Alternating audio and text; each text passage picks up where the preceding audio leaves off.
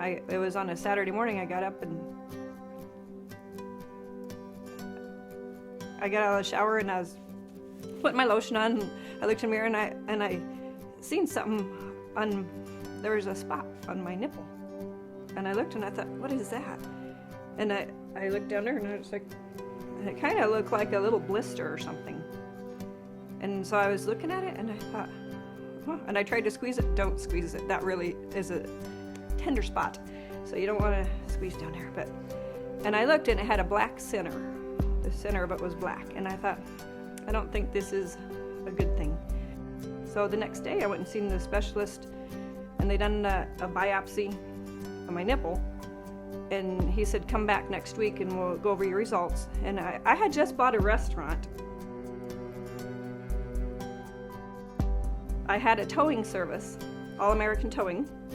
So I'm just bought a restaurant and I was busy trying to run 2 businesses.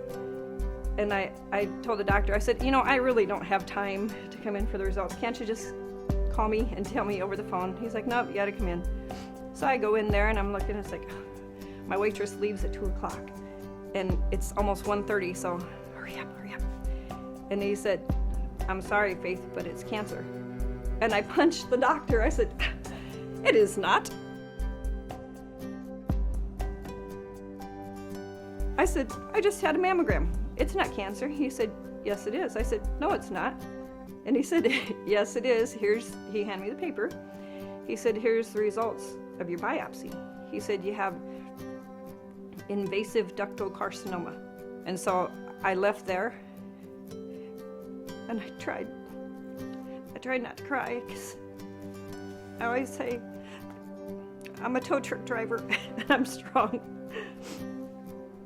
But I went out to my car and I started to cry and I called my friend and I told him it's cancer, and I said, I cried so hard I couldn't even drive. So I told him, come tow me home. And then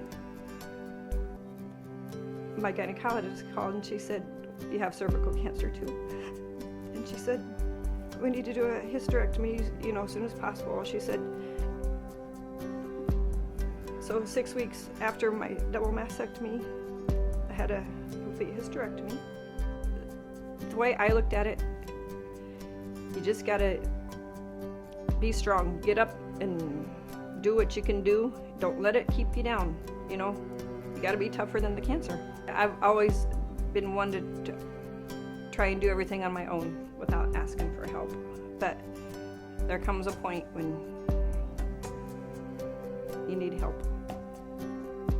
Pray to God. God gives you the strength to make it through.